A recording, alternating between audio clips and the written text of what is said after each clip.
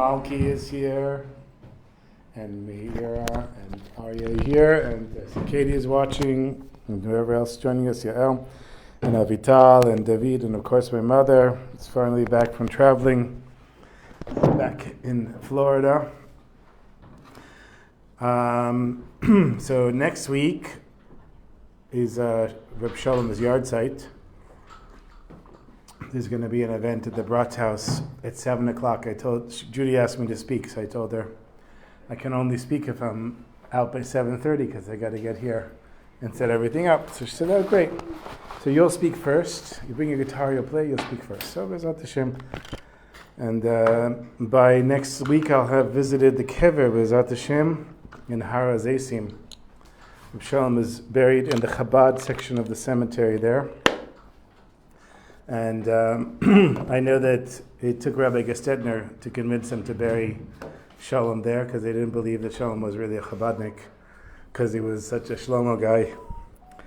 And apparently it cost quite a lot of money to get buried in Har HaZeitim. I don't know. Much money. Yeah, $25,000 or something. Yeah. Yeah, I'm looking forward to having the money to buy my grave one day. I mean, you get a free one if you're a citizen, but you might get buried like in a cave, unless you've got family members that push and do something about it. Mm-hmm. But I don't know, I think there's something nice about knowing where you're going to be buried. For me, personally, I dealt with death a long time ago.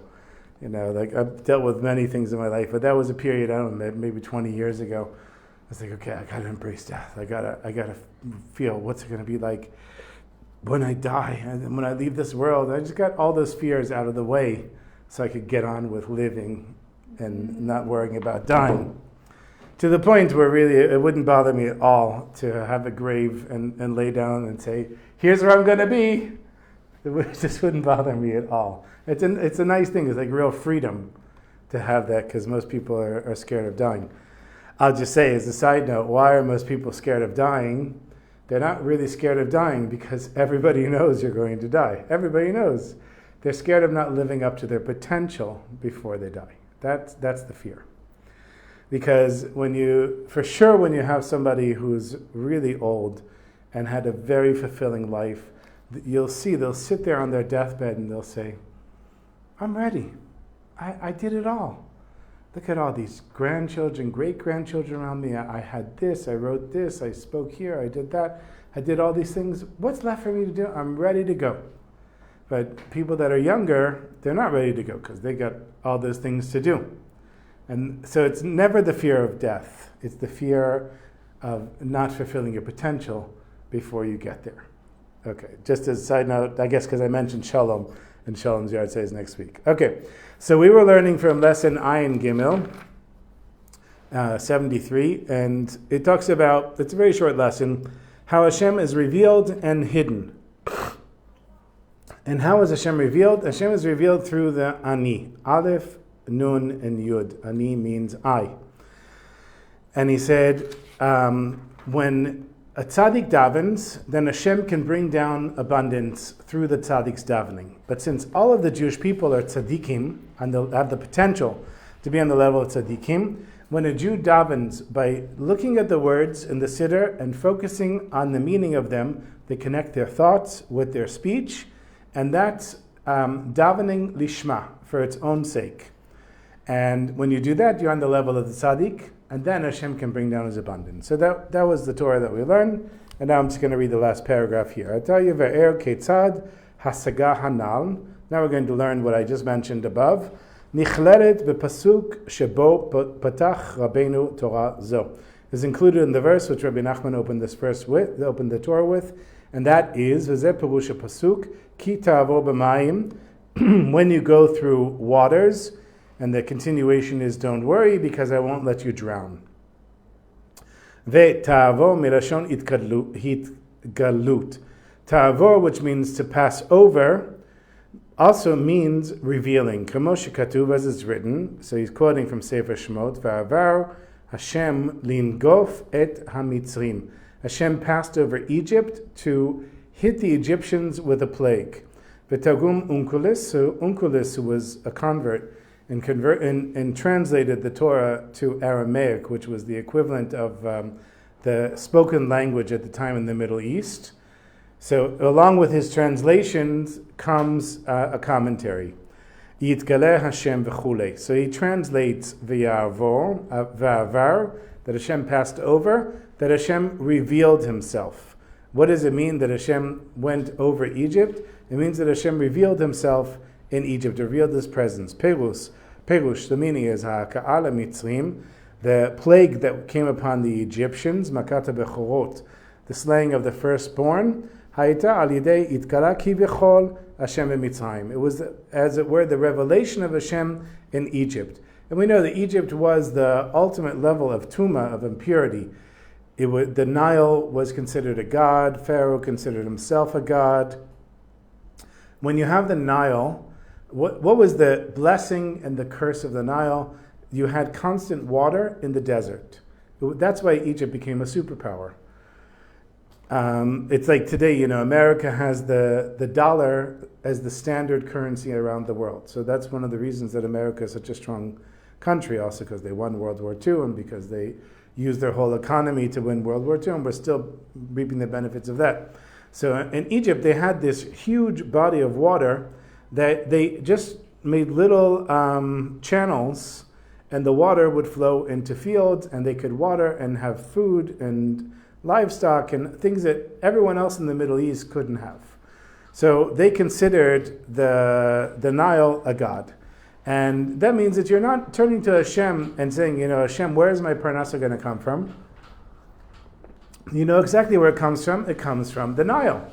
And so when Hashem reveals himself in a place, so imagine, I don't know what Manhattan is like these days. I'm guessing it's not what it used to be. And if Mamdani wins, it's going to be much less than what it used to be.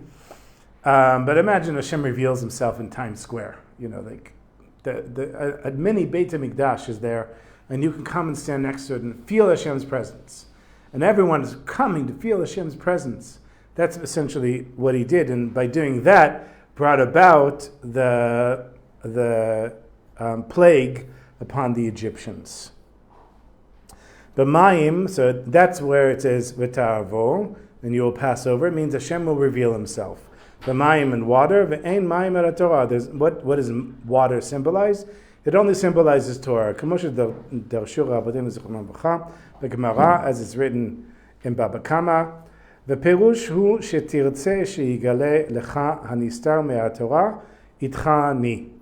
The meaning is that when Hashem wants to reveal the Torah to you, the secret parts of the Torah, He's going to be with you. Klomar, that is to say, tir'eh sheta'aseh hainu she'yeh itcha hakli anikra ani kanam.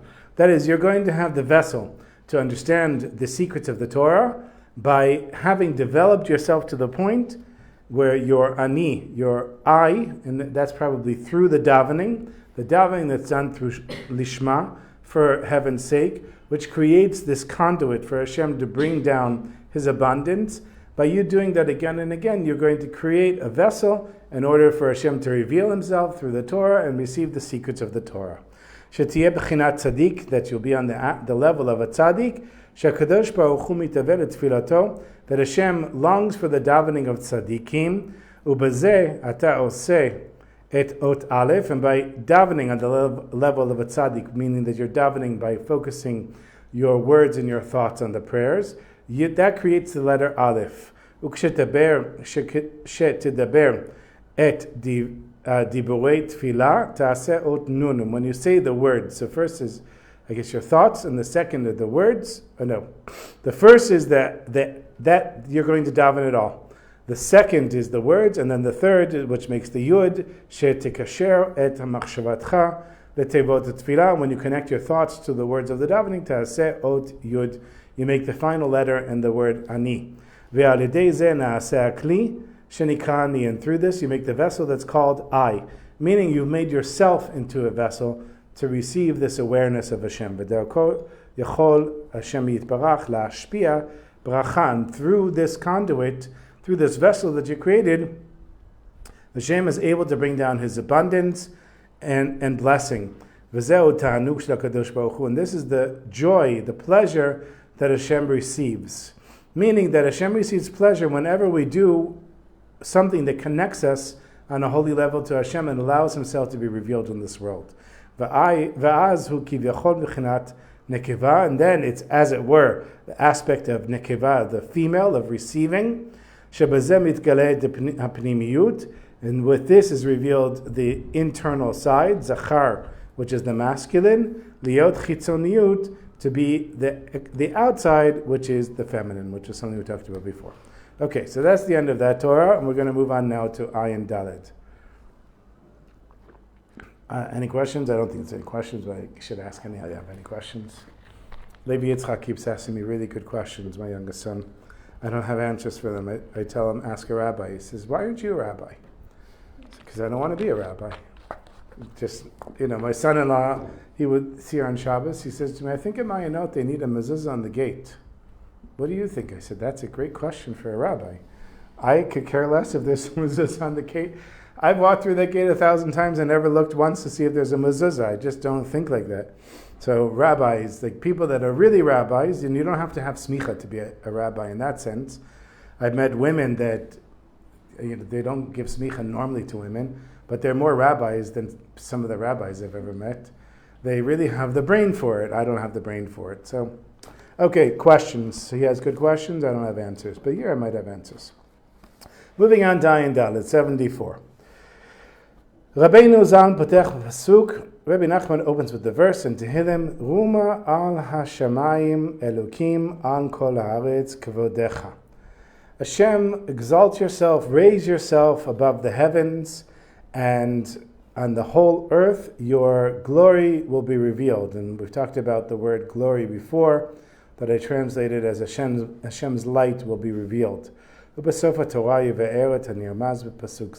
end, we're going to understand the meaning of this verse. So we know this is how Rabbi Nachman many times builds his lessons. He brings a verse and then expounds upon the verse. Yiva'er she al yedei yigiyat Torah. It's going to explain that by toiling, by making an effort to learn Torah, yachol lerapeh et nafsho me hitachakuta. A person can heal their soul from being distant from Hashem. By making an effort to learn Torah, you can heal your soul from being distant from Hashem. V'yiva'er et shoresh sugei ha'yisurim. He's going to explain the root of the different types of suffering, of yisurim. V'hine kol adam tzarich lerapot nafsho. Everybody has to heal their soul. Shenitrachaka mechatav me'Hashem yitbarach. That was distanced from Hashem because of a person's transgressions. And there's no person that ever lived that didn't transgress. So everybody has transgressed and everybody has been distanced from Hashem, and everybody has to have this process, everybody on their own level. V'lachein yesh lo yisurim, and that's why the person suffers afflictions. Take the Lubavitcher Rebbe, for example, a tzaddik yesod olam. Tzaddik, probably unique in many generations. He suffered left and right. All kinds of things. Suffering, just not having kids, all the wars that he was in, having heart attacks, having a stroke, having all those teeth pulled out. These are just things that I know about. There's probably many more things. So you can say, wow, if a tzaddik like the Lubavitcher Rebbe suffered, then we know that everybody suffers. Because, look, you're going to say David HaMelech never suffered, Shlomo HaMelech never suffered. Every person, every Jew in history suffered. And they suffered because they did a transgression, and that distanced them from Hashem. But what are you going to do? There's nothing you can do. Everybody's going to be distanced from Hashem. Even if they're just, and it says here in quotes, afflictions from a place of love. And we'll have to define that. So this is a concept, Yisurim shel ahava, Yisurim shel emet. There are afflictions that Hashem sends us that are afflictions of love, and there are afflictions that Hashem sends us that are true afflictions. And what is the difference? So the Gemara defines Yisurim, or I don't know how they call it, Ogbat Nefesh, emotional suffering. When somebody comes to you on the street and says, you take out your change purse, and you're trying to find that one shekel, and you keep pulling out 10 shekels, you're like, this person not getting 10 shekels, I don't care. I'll keep looking through you and like, oh, it's really annoying, where's that shekel? That's considered suffering. That's the halachic definition of suffering. That's the minimum amount of suffering. So any suffering that brings you from that point to the point where you physically can't daven, those are called yisurin shel ahava. Afflictions that are brought to you out of love. But should God forbid you get to the place where you can't daven, then you know that it's yisurim shel emet. Those are true afflictions, and they're very small. Like they're very few. Usually, most people don't suffer that level of affliction. And there's a point in this, and the point is that, and we're going to learn about it in this lesson here, Hashem doesn't cause suffering for no reason. Hashem is not. Why would Hashem call them yisurim shel ahava, suffering out of love? Because it is out of love. Now, I'll just give an example. Anybody who's a parent, and B'ezrat Hashem, everyone here will be parents one day, you'll see that your children will think that you're causing them unnecessary suffering all the time. Why can't I do this? Why can't I do that? What's wrong with you? This is what I want. This is what I want. Well, you can't have it. My diaper.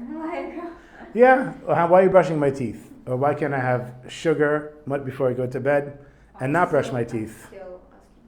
So when you go to the dentist enough times, you get enough crowns and fillings and root canals, then at some point you say, okay, I got to stop not brushing my teeth and eating sugar before I go to bed. But the parent is supposed to know better, and you have to be very tough with your children because you see these little sweet things that you do love most of the time, and all the time, but you're not always aware of it. And you say, I don't want my child to suffer. I got to brush their teeth. Now, you know that according to halacha, the firstborn is supposed to get a double portion of an inheritance.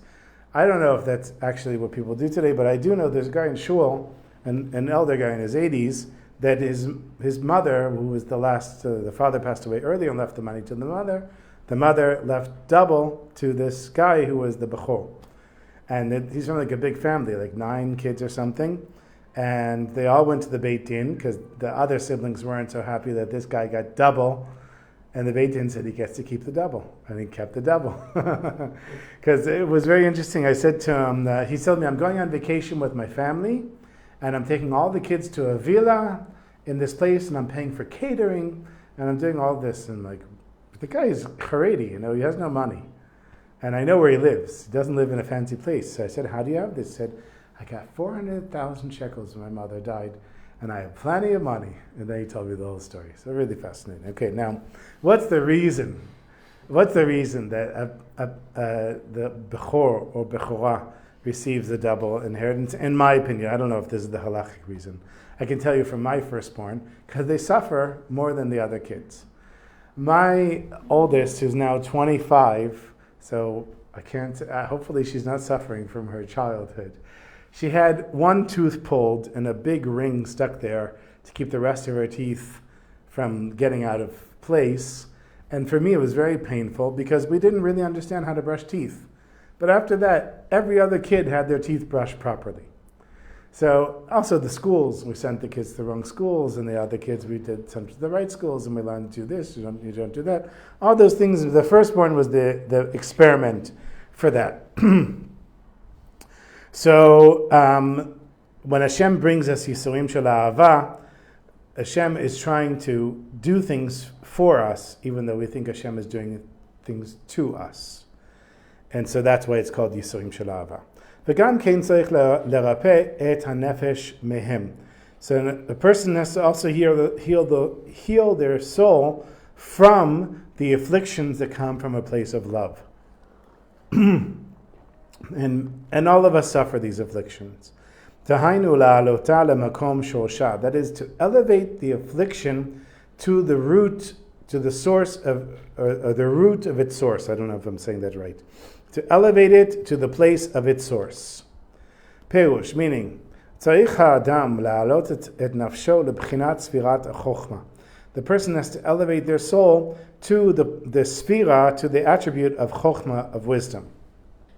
So we are normally on the level of malchut. We're on the lowest level, and we're receiving from above. But he says you have to take your afflictions and elevate them to the level of chochma. He's going to explain why chochma, which means wisdom, is where we have to elevate them to. Shehi Ashoresh Lemakor Shel HaNeshamot, which is the root of all of the souls. So there's a footnote here, we know this from Pirkei Avot, that the drop of sperm that's entered into the woman goes to the brain. This is a Kabbalistic thing. I don't think it's physically how it works. Goes up to the brain, and from there the child is conceived. And so if you're taking your afflictions, you have to elevate them to the level of chokhmah, to the level of the brain. Shasham umakom hatikun ve'aripui. That is the place where it can be fixed and can be healed. Ubema b'me yechol la'alota. And how do we elevate our afflictions? Al yedei shemitiagea b'torah. By making an effort and learning Torah. I think the idea of the chachma is that, sorry. No, please. The chachma is where the inspiration, before the act can take place, there has to be a thought. Oh, that's interesting. So the sperm originally comes from the machshava, which then ends in the seed. So what happens if somebody is like high, they're not thinking? So that ultimately determines, like the Tanya, I think, in the first one, talks about how that will determine certain aspects of the child's spiritual level. Wow. Okay, you're probably right. That makes sense. So how do we elevate this our afflictions? Al yedei shemitiagea b'torah, by making an effort in learning Torah. Ad shezoche ladat ota u'la'avina, until you get to the point where you understand the Torah, meaning that you understand that Hashem is really running the world, and that you understand that Hashem doesn't cause suffering for no reason, and that your suffering has a purpose. And what is the purpose of the suffering? I don't know if we're going to get to it, we probably will. The purpose of the suffering is to bring you closer. Anybody who's suffered and gotten through the suffering knows that it made them a stronger person. So there's this idea in Israel, they call it gibush, which is bonding. And there's machane gibush, and there's gibush in the army, and there's gibush mishpachti, and it's like a whole big thing over here. Then how do people bond? They go on a camp out, they go to some challenging thing. In the army, you do all of these hikes, and you do all kinds of things where you have no choice, especially carrying the what's it called? The backpack? No, the stretcher. Carrying the stretcher, they have this thing where you switch places in the stretcher, and usually a guy who injured himself somewhere in training, he's the one on the stretcher, and he feels terrible that everyone else is carrying him. And it creates this bond. You do this stuff again and again and again, it creates this bond. So that's essentially what Hashem is doing. Hashem is giving us these afflictions. If we know to turn to Hashem, we know that Hashem wouldn't be causing us suffering for no reason. That's elevating the afflictions to the place of chokhmah, which he's saying is making an effort in learning Torah to the point where you merit to know and really understand the Torah. Not meaning that you know all the halachot, but that would also be fine. But means that you know that Hashem is involved in the world. Hashem cares, and Hashem is causing you the suffering in order for you to overcome the suffering and to grow in your emunah. Kamosha Yiva'er, as is going to be explained. Dihine yesh shnei minei dinim. There are two types of judgments. Achad dina dim sa'ava. Din shem tuma. There are two types of judgments. The first is the one of impurity. As the sages of blessed memory said in Masechet Shabbos, Nachash hitil zuhama bechava. The serpent polluted Chava. B'sha'at achet, in the time that she transgressed. K'she'achlu Adam v'Chava me'etz hadat, at the time when Adam and Chava ate from the tree of good and evil, meaning knowing the distinction between good and evil, v'zu'ama zohi b'chinat tuma, and this pollution or impurity is connected to tuma, which means impurity. Sheyitil baha yetzara, which what did the serpent do? He brought in the yetzara. Va'tuma hi b'chinat gvurot v'dinim tmeim, and Impurity, tuma, comes from impure judgments and severities. שנמשכים מהשתלשלות אחר השתלשלות מהדינים והגבורות הקדושים שבעולמות העליונים. That comes down from one level to the next level to the next level from the supernal world. So everything in the supernal worlds is good, but by the time it comes down to this level, it's separated. So just like if I was to take a super magnifying glass, what do they call it, microscope, and go into my skin, and we've all seen this or can imagine it, you don't see the skin anymore. You start seeing a whole different world going on down there. That's essentially what's happening here. Because we're up here, we can just look and just see a normal finger and normal skin. But when you go on that granular level, you see separation. And if you go down to an atomic level, then you see it looks like outer space. There's just space between all of these atoms. So what's the magnifying glass for us in this world? We are essentially in the magnifying glass. We don't have the perspective of the person that's away from the magnifying glass. That's Hashem. And that's why he says that where is the Yetzer Hara, where is the evil inclination coming from? It's coming from above the magnifying glass. Because I would think that this is a mashal for that we see the things that we see them, that we are, like how we are, but then there's so much more going on in every single thing that we're observing. That's a different analogy. Right. That's also true. But here, when he says, how do we understand impurity? Why is there impurity in this world? If Hashem is good, and everything Hashem does is good, so then how come there's bad? It's a very simple question. And the answer is this ishtalshalut, this coming down, because in order for us to have free will in this world, there has to be separation. Hashem can never reveal himself fully to a person in this world, except for Moshe Rabbeinu. That was the closest thing. And even then, Moshe said, I want to see you. And Hashem said, you can't see me. You can go in this crevice in the mountain, and I'll pass by, and you can see the knot of my tefillin, whatever that means. So a person can never have a full revelation of Hashem because it would defeat the purpose. And so Hashem creates a world where it seems like there's division. It seems like there's no God. Really, just look around. Where's God? I don't see God. I see that window. I see Aryeh, I see Meira, I see Malki, I see, I can perceive. Even things I can't see, microwaves, I know they work because I stick a cup of water in the machine and I press a button, it comes out hot. So I don't see it, but I have physical proof that something is happening there. If I approach the whole world with what I can see and what I can understand, so then there are things that you can't see and you can't understand, you believe in anyhow. For example, nobody can create a baby without sperm and an egg.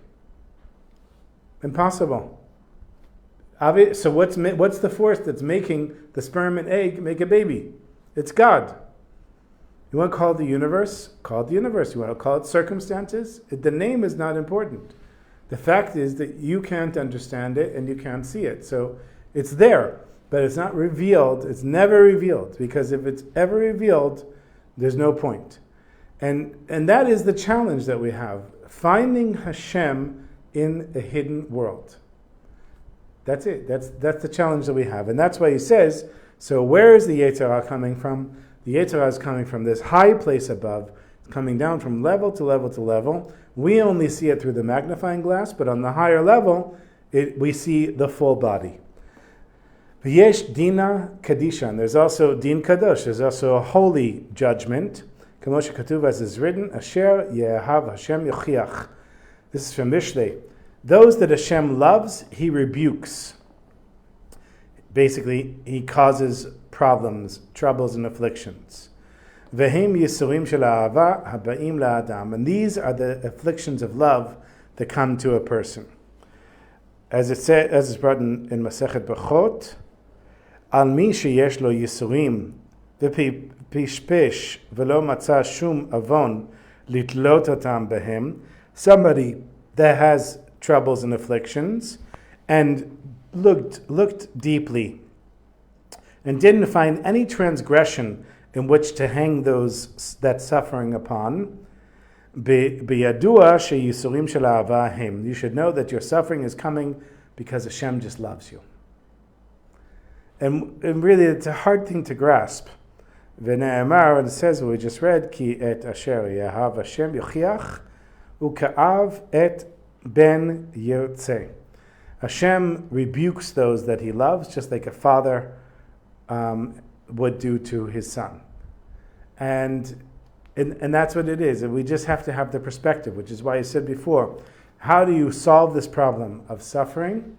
By learning Torah, by making an effort to learn Torah, which means by learning Hashem, by getting these concepts that I'm talking about again and again. And many times when suffering comes, we get like a blow, we get a shock. But the more you've worked on yourself, the more you can bounce back from that shock and look for Hashem in the suffering and try to find Him. We have all the tools in the Likutey Moharan to deal with life. Really, everything is here. So you say, Nekudot Tovot. I have to find the good points. I have to be b'simcha. Even though I want to be sad, I have to make an effort to be b'simcha. All of the things here, this is like, Karate Kid, wax on, wax off. He thinks that, I don't know if everybody saw the movie, but he thinks that he's just sanding and doing all this work for the karate teacher. And he says to him, I'll show you that I taught you karate. He throws a punch and he says, wax on. And he goes like this. His wax off, he goes like this. And he didn't realize that he learned all these things. You might not realize that you've learned all these things. But all of the tools for dealing with the suffering in life are here. And you might not have them all the time when you need them, not unless you're really good at this. You've gone through a lot of suffering and you've bounced back from it again and again. But that is essentially what Hashem wants, and that's the pleasure that Hashem gets, because imagine, I'm trying to think of a good example. You create some situation where you want your kids to push hard and do something that naturally they wouldn't want to do, and you see that they do it. I guess on a small scale, when you see your kids succeeding, you see your kids getting degrees, getting married, moving out of the house, making career decisions, getting jobs, all these things, then the parent is like, that's good. But why is that good? You were changing my diaper a few years ago. Isn't that good? That's the best. I don't have to do anything. I lay here, you feed me, you wipe me, you brush me. No, that's not good. And that's, the parent gets pleasure when the child doesn't want to stay there. And Hashem gets pleasure from us when we don't want to stay there. But we're always wanting to go back to, Hashem, can't you just do everything for me? Can't you just wipe my tushy and brush my teeth and feed me and do everything? And Hashem is like, well, I could, but that's not what I want. I want you to get out there and do things. And then we suffer. And we say, God, Hashem, why are you making me suffer so much? And Hashem is like, I'm not making you suffer. I'm making you grow. If you just knew, then you would interpret it the right way and you would grow. And that's what He says. So you learn Torah. We think learning Torah, okay, I'm going to have to sit in yeshiva now and learn Torah. Well, if you're very lucky and you find a great teacher who really teaches you Torah that actually makes you grow, which is probably 1 in a million or maybe 1 in several generations, then learning Torah in yeshiva will bring you to this place. But if not, we need lessons like the Likutey Moharan. Okay, let's see. I talked a lot and I want to give a short story. So let's just try to make this quick. Can I? I don't know. We'll do a little bit more. And the reason that there are these afflictions of love is ki atchalat itkarvut hu itrachakut. Because the beginning of coming close is distancing. I think that's where we're going to stop. For example, anybody who converts, and at least a halacha conversion, you come, they say, no, not for you. You don't need to convert. There's plenty of things. You can be a good person. There's the 7 Noahide laws. There's lots of things. Why do you need to convert? And no, it's probably historically because, Jews were persecuted. But that's how it works today.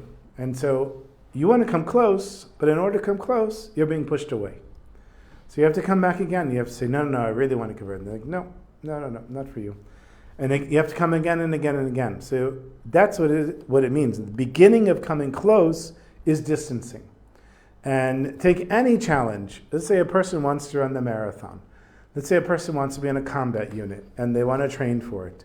So anything that you're going to do, when you first start, it's going to be very hard. And you would think, wow, wouldn't Hashem want to just open the gateways for me? Here, I want to be healthy. I want to run the marathon. I want to be healthy.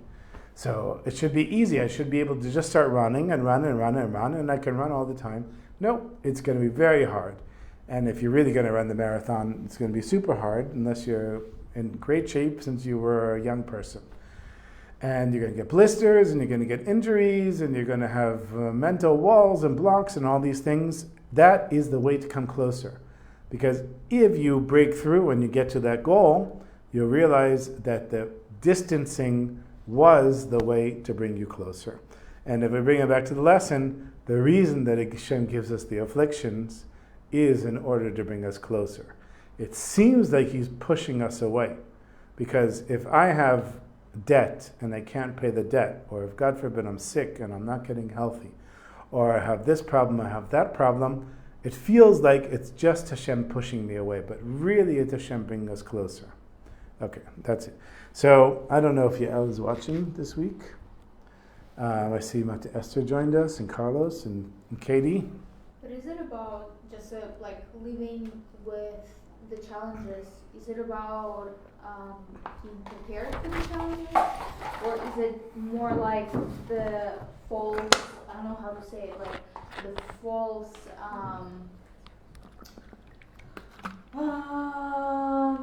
Say it in Russian. Like, подтверждение, how do you say it? Oh, how do you say it? No, oh yeah, come on. Wait.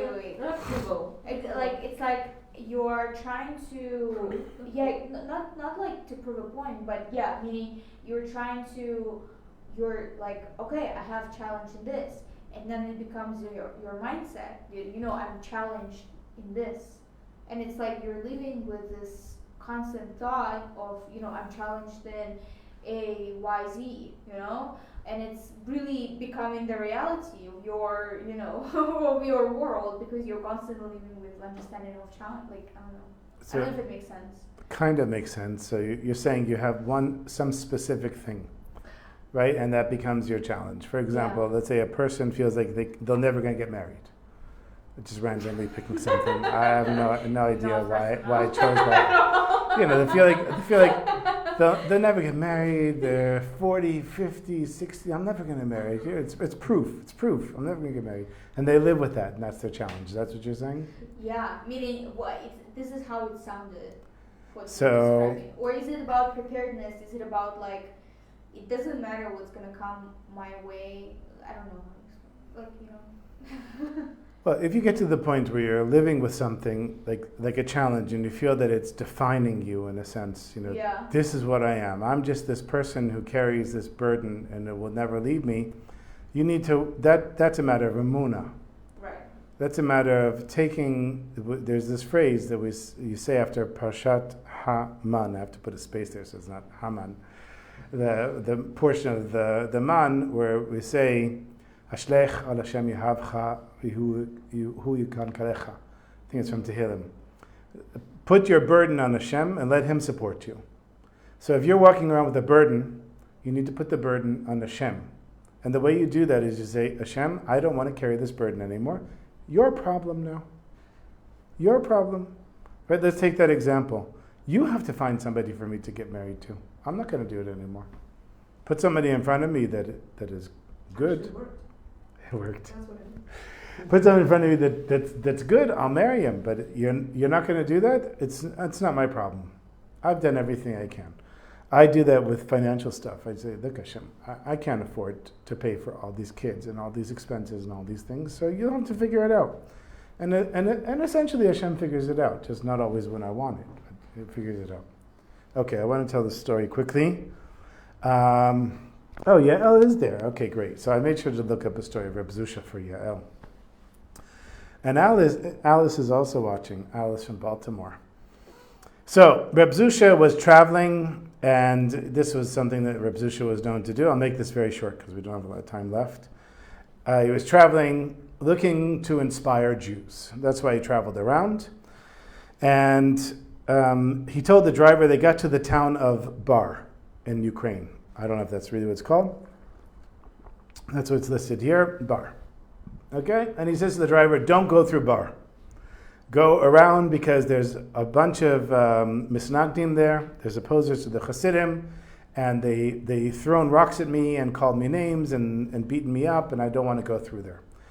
But the driver knew that going around would take much longer, and he didn't want to do that.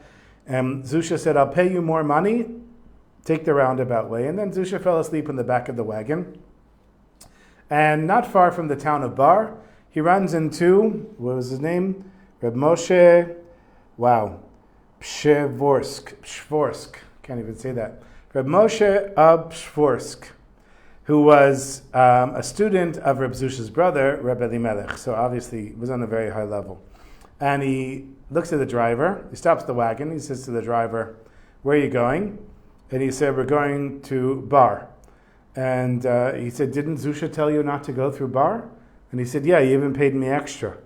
So this Reb Moshe says, well, I'm telling you, as a student of his brother, you can save the time and go through the town of Bar, and nothing will happen. Okay, so he continues driving, and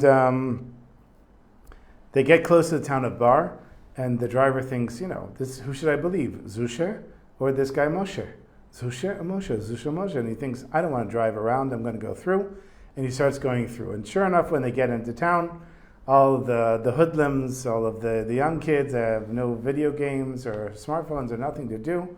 They come to harass Reb Zusha, and he says to the driver, what are we doing here? Didn't I pay you to not go through this town? And he said, yeah, but I ran into this guy, and he said, you'd be fine. But now the sun was already setting. The driver said, well, turn around and go. He said, no, the sun is already setting, and Reb Zusha didn't travel at night. So they stopped in an inn. But all of the inns were full, because Reb Zusha wanted to at least hide. He didn't want some place where people knew who he was. Oops. Don't worry, I remember most of the story. And thank you very much, Rocky. And so they don't have a choice. They have to go to the public, what's it called, Hektesh. And there it's filled with people and filled with these young kids who are gambling and smoking and drinking, all Jewish kids. And they come over and they see Zusha and they start making fun of him, and he was very upset. And at some point he stands up and he starts banging his chest. And he says, Zusha, how could you do this transgression? And how could you do that transgression? And he starts saying all the transgressions of all the people in the room. Which of course he had divine inspiration. He could see all the transgressions that people did, things that nobody ever imagined that anyone would know that they did. And Zusha saying, Zusha, how could you do this? Zusha, how could you do this? And when everybody heard things that they knew that nobody else knew, they came running over to Zusha and asked for his apology, and he said, do tshuva. And they agreed to do tshuva. And in the morning, everybody started running to this Hekdesh because they heard there's somebody doing miracles. Some people didn't want to come because they were scared that he would tell them things that they knew but they didn't want to be made public. And from that point on, he didn't have any problem going through the town of Bar. And that's why Reb Moshe said, go to Bar and Reb Zusha will be fine. So, Bezrat Hashem, we should all do tshuva in the days of Elul. Do it from a place of love and joy. Bezrat Hashem. Okay, let's play a little nigun before we finish.